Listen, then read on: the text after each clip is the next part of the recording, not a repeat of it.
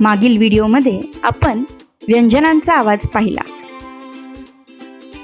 ह्या व्हिडिओमध्ये आपण स्वरांचा आवाज पाहूयात. स्वरांना खरं तर इंग्रजी भाषेमध्ये हिरो आणि विलन हे दोन्ही म्हटलं जातं. हिरो का?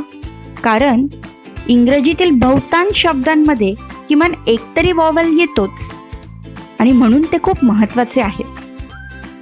मग विलन का? चला एक उदाहरण घेऊया. स्वर आहे ए. कॅट या शब्दामध्ये एचा उच्चार ॲ असा होतो. बॉलमध्ये ऑ, लेडीमध्ये ए, आम मध्ये आ. म्हणजे थोडक्यात वॉवल एक पण त्याचे आवाज किंवा उच्चार मात्र 4. आणि हा प्रॉब्लेम फक्त एचा नाही बरं का.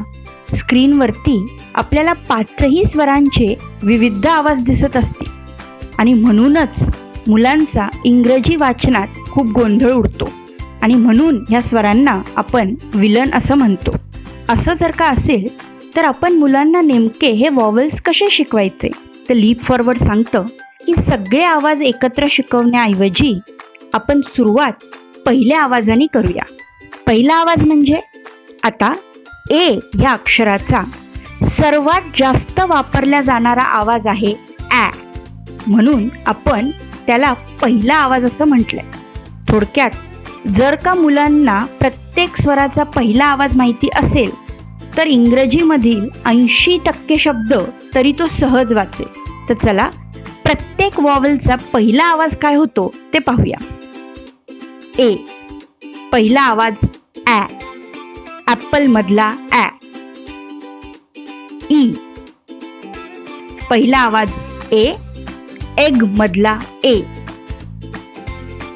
आय पहिला आवाज ई, इंडिया मधला ई.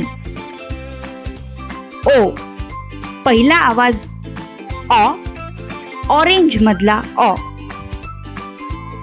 यू पहिला आवाज अ, अम्ब्रेला मधला अ.